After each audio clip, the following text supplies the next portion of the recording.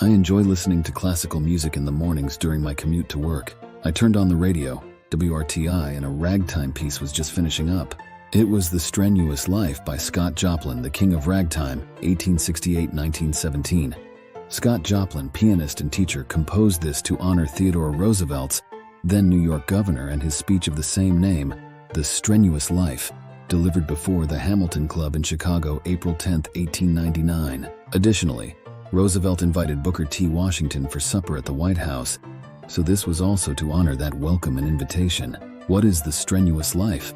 Theodore Roosevelt advocated for a life of hard work and effort in order to triumph and succeed in carving out a meaningful life. He believed, due to the rising effects of industrialization, that men and boys were becoming too soft and lazy.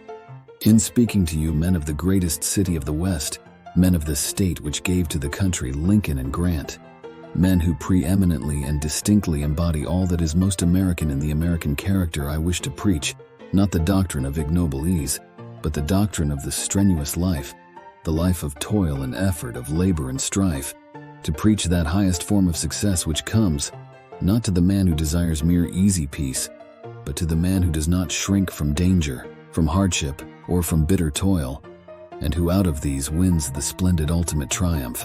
Roosevelt knew that lazy, weak, pampered, indolent men contributed to a lazy, indolent, weak, and pampered nation.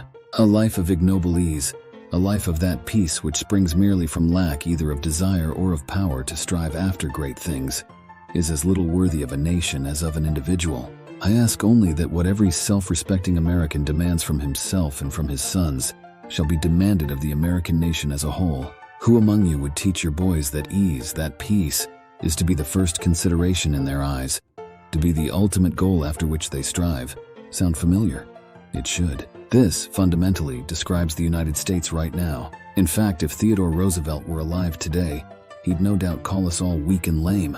We're pathetic. So what's the takeaway from all of this? 1. Ragtime is great to listen to. It's practically impossible not to have a smile on your face as you do.